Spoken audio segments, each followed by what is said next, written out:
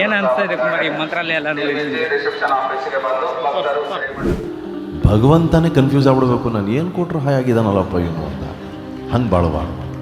ಪೂಜ್ಯಾಯ ರಾಘವೇಂದ್ರಾಯ ಸತ್ಯಧರ್ಮರತಾಯ ಚ ಭಜತಾಂ ಕಲ್ಪವೃಕ್ಷಾಯ ನಮತಾಂ ಕಾಮಧೇನವೇ. ಇದ್ದಾರೆ ಅನ್ನೋದು ನಂಬಿಕೆ ಇದೆ ಎಲ್ಲರಿಗೆ. ನಿಜ ನಿಜ ಖಂಡಿತ ಇಲ್ಲೆಲ್ಲ ಬರುವಂಥ ಭಕ್ತರಿಗೂ ರಾಯರು ಎಲ್ಲ ಭಕ್ತರನ್ನು ಕಾಯ್ತಾರೆ ಅನ್ನೋ ಒಂದು ನಂಬಿಕೆ ಇದೆ. ನೀನು ಹೆಂಗಿಟ್ರು ಇರ್ತೀನಿ ಕಣೋ, ನಕ್ಕೊಂಡಿರ್ತೀನಿ ಕಣೋ ರಾಘವೇಂದ್ರ.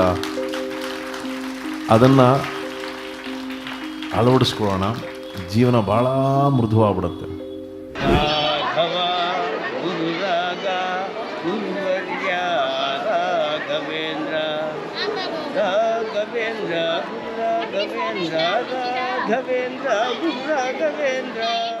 ನಮಸ್ಕಾರ ಗೆಳೆಯರೇ, ಇಂದಿನ ವಿಡಿಯೋದಲ್ಲಿ ನಾವು ದಕ್ಷಿಣ ಭಾರತದ ಅತ್ಯಂತ ಪವಿತ್ರ ಪುಣ್ಯಕ್ಷೇತ್ರಗಳಲ್ಲಿ ಒಂದಾದ ಭಕ್ತರ ಕಲ್ಪವೃಕ್ಷ ಹಾಗೂ ಕಾಮಧೇನು ಎಂದೇ ಪ್ರಖ್ಯಾತಿಯಾದ ಮಂತ್ರಾಲಯದ ಶ್ರೀ ರಾಘವೇಂದ್ರ ಸ್ವಾಮಿ ಮಠದ ಬಗ್ಗೆ ಒಂದು ಸಣ್ಣ ಮಾಹಿತಿಯನ್ನು ಈ ವಿಡಿಯೋದಲ್ಲಿ ತಿಳಿದುಕೊಳ್ಳೋಣ.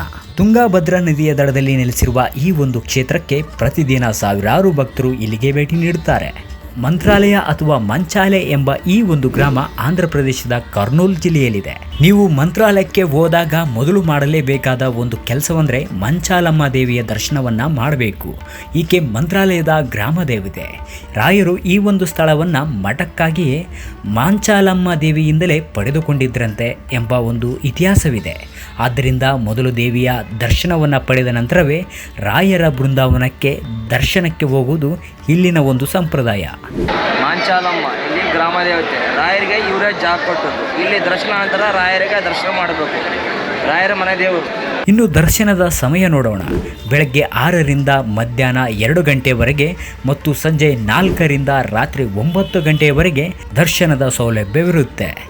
ಇನ್ನು ಅನ್ನದಾನದ ವಿಚಾರಕ್ಕೆ ಬರುವುದಾದರೆ ಮಧ್ಯಾಹ್ನ 1 ಗಂಟೆಯಿಂದ 3 ಗಂಟೆಯವರೆಗೆ ಮಠದಲ್ಲಿ ಊಟದ ವ್ಯವಸ್ಥೆ ಇರುತ್ತೆ. ಸ್ನೇಹಿತರೆ, ಇನ್ನೊಂದು ಗಮನವಿರಲಿ, ಈ ಒಂದು ಮಠದ ಒಳಗೆ ಹೋಗುವಾಗ ಪುರುಷರು ಪಂಚೆ ಧರಿಸುವುದು ಕಡ್ಡಾಯವಾಗಿರುತ್ತೆ, ಆದರೆ ಶರ್ಟು ಧರಿಸುವಂತಿಲ್ಲ. ನೋಡಿದ್ರಲ್ಲ ಸ್ನೇಹಿತರೆ, ಇದಾಗಿತ್ತು ಮಂತ್ರಾಲಯದ ಶ್ರೀ ರಾಘವೇಂದ್ರ ಮಠದ ಬಗ್ಗೆ ಒಂದು ಸಣ್ಣ ಮಾಹಿತಿ.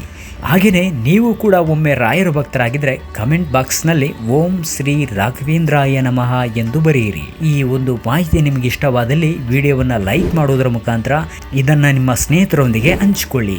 ಇಂತಹ ಮತ್ತಷ್ಟು ಹಲವಾರು ದೇವಾಲಯಗಳ ಕುರಿತ ಮಾಹಿತಿಗಾಗಿ ಈ ಕೂಡಲೇ ನಮ್ಮ ಯೂಟ್ಯೂಬ್ ಚಾನಲ್ಗೆ ಚಂದಾದಾರರಾಗಿ. ಧನ್ಯವಾದಗಳು.